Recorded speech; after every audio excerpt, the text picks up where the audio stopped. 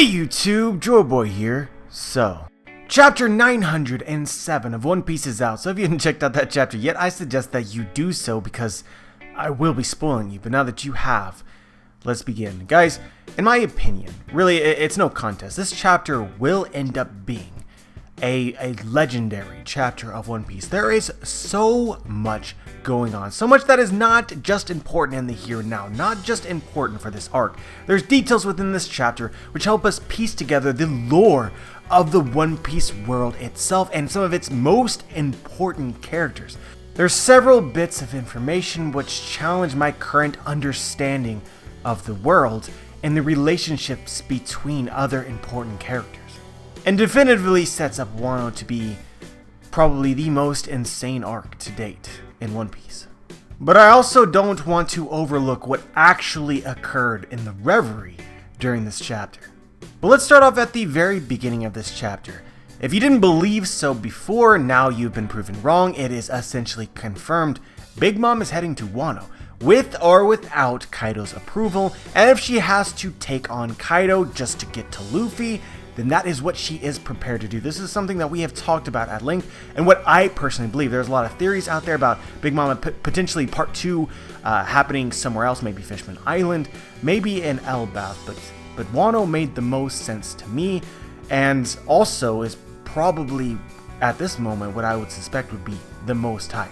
Where we are in the story right now has been dubbed by the editors of One Piece, and I guess Oda himself, the Versus Yonko Saga, and that name could not be any more fitting, because I think that we should 100% expect a clash of some kind between Kaido and Big Mom as they aim, both of them, to kill Luffy in Wano.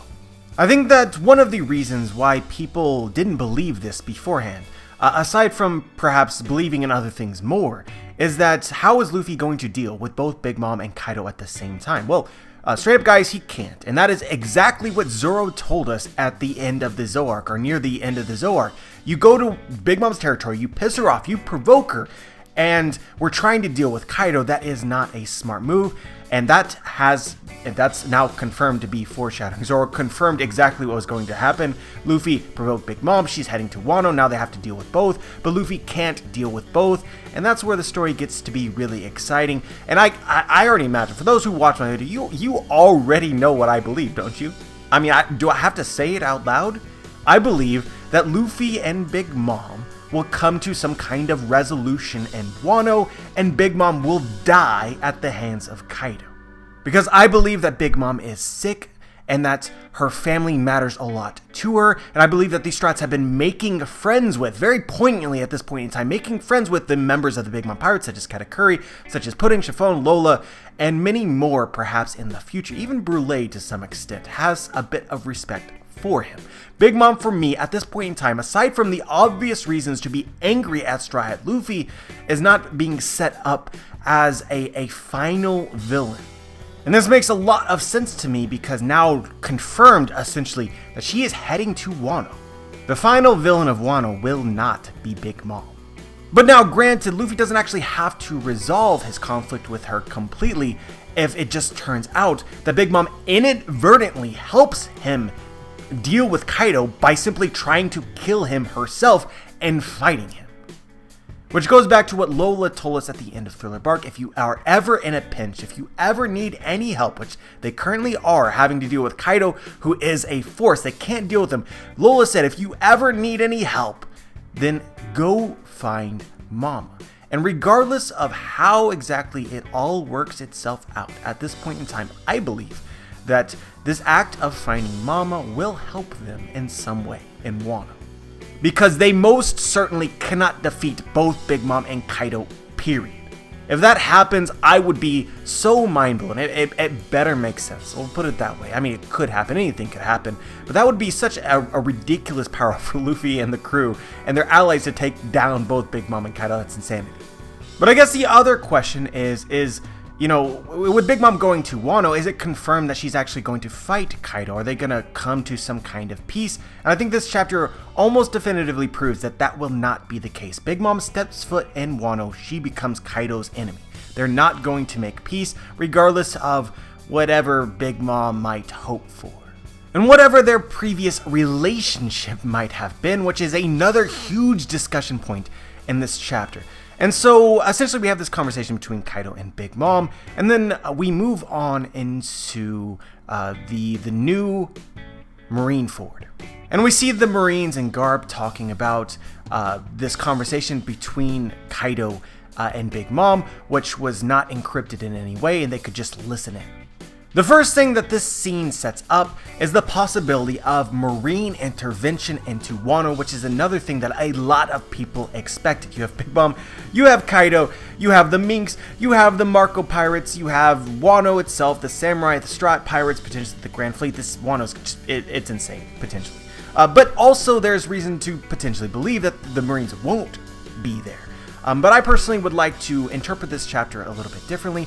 I think that the Marines are going to hold their involvement until late in the game. That's my opinion.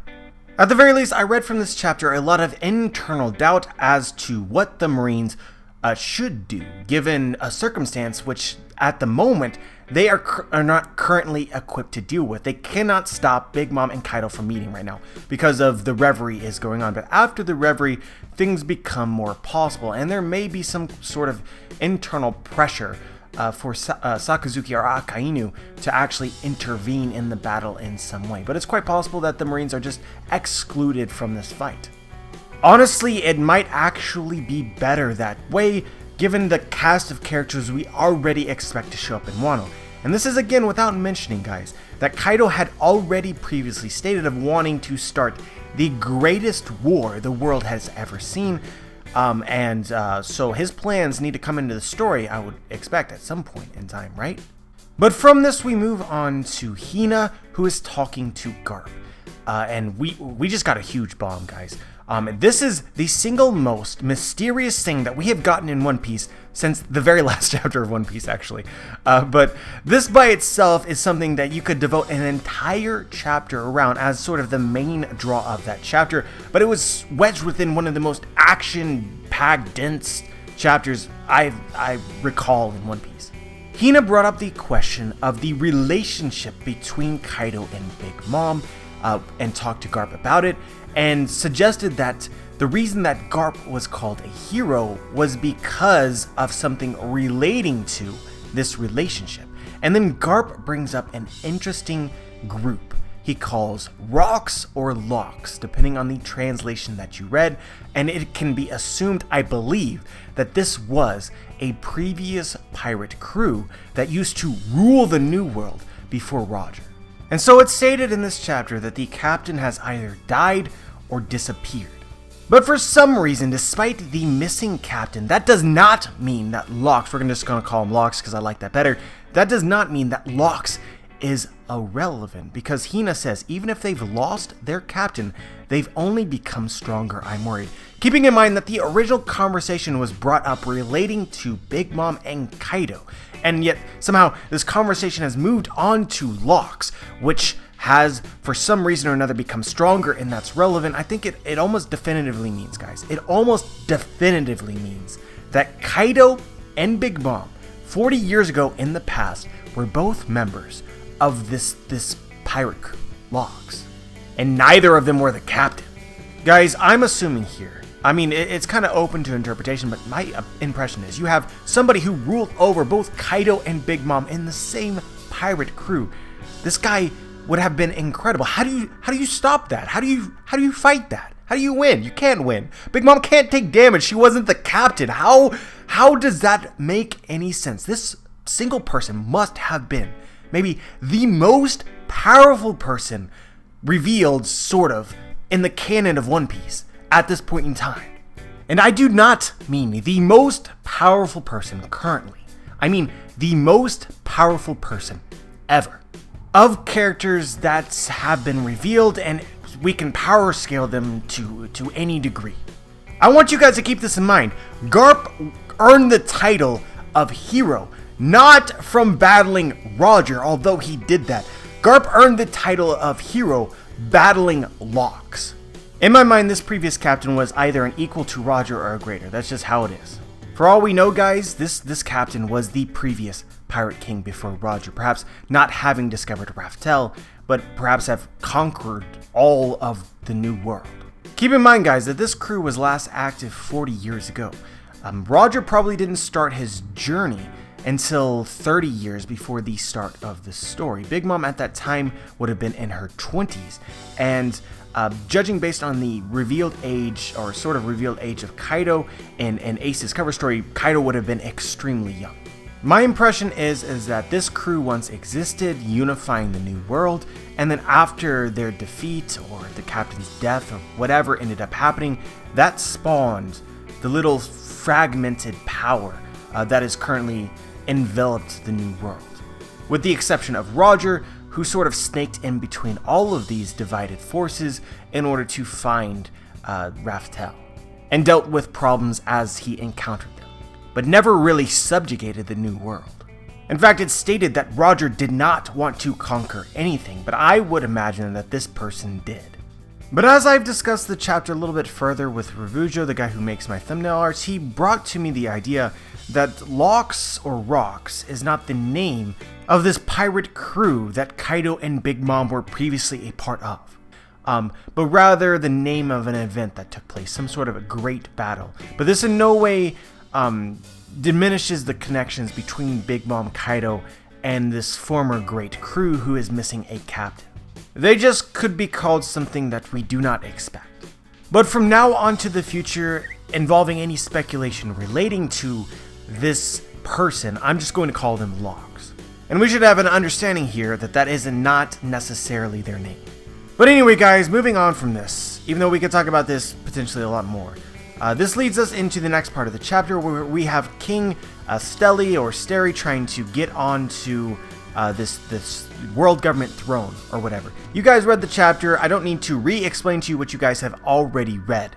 But it's interesting whether or not Stelly will actually sit on that and what repercussions could come from that, but I'm really doubtful that he will. An idea that Revujo suggested to me, and this would be really powerful, I believe, and what I currently am hoping will happen, is that when the Revolutionary Army crashes the Reverie, and when Dragon specifically arrives, the person who is going to sit on this throne for the first time will be Dragon.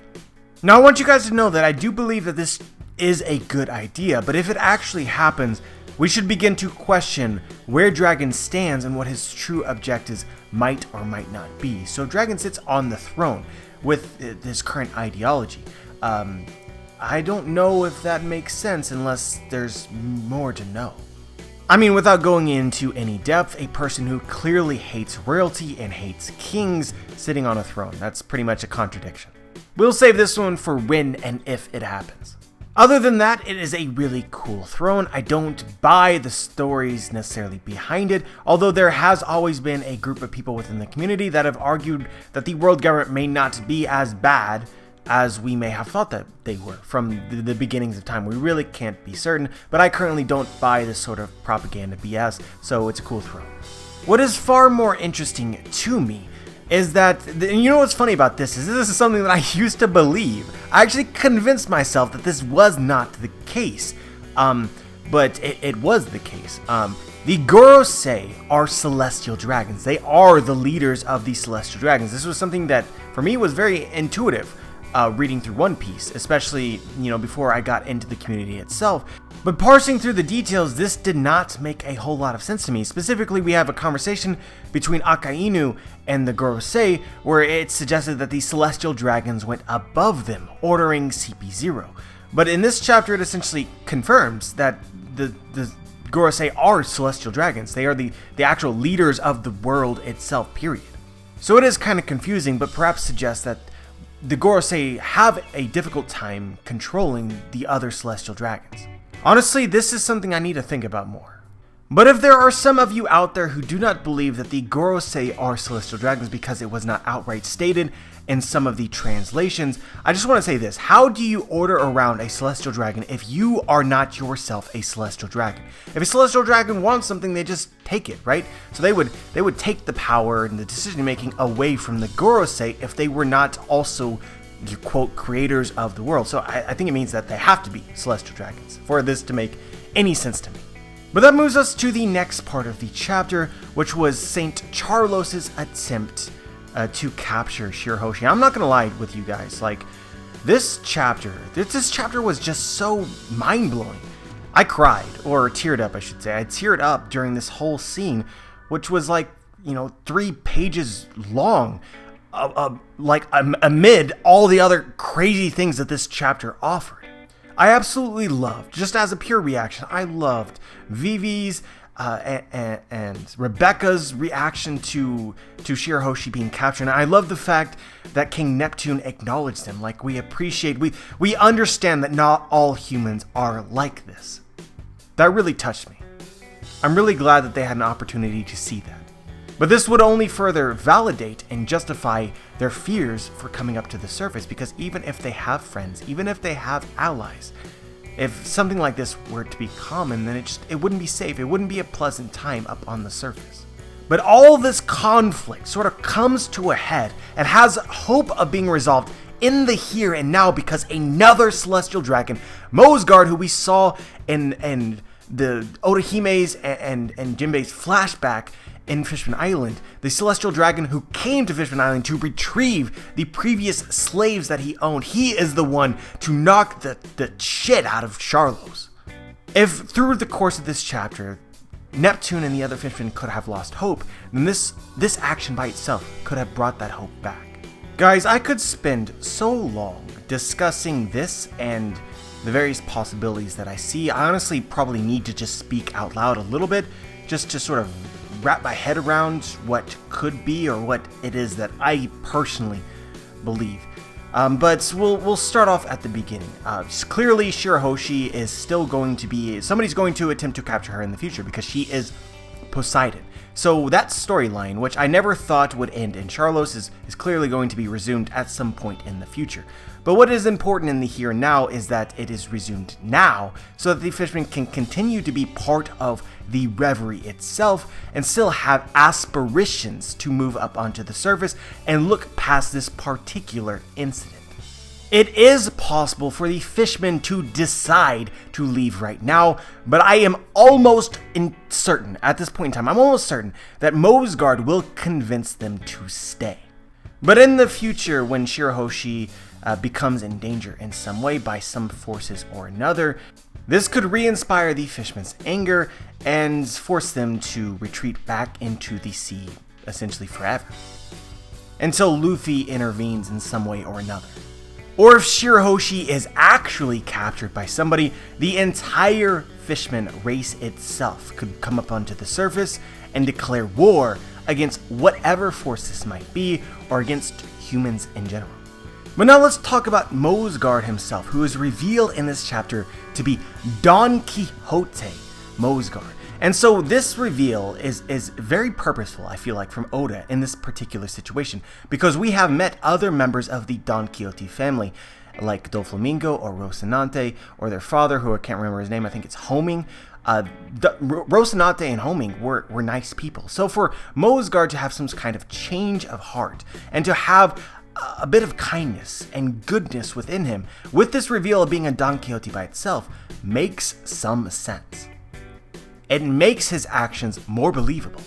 But I'm going to make my skepticism very transparent. This chapter lends to the impression that Mozgard has had a change of heart, and you can believe that, and I think that you should believe that based on the actions within this chapter, but it does not necessarily mean that it is the case. It really depends exclusively on this one particular idea.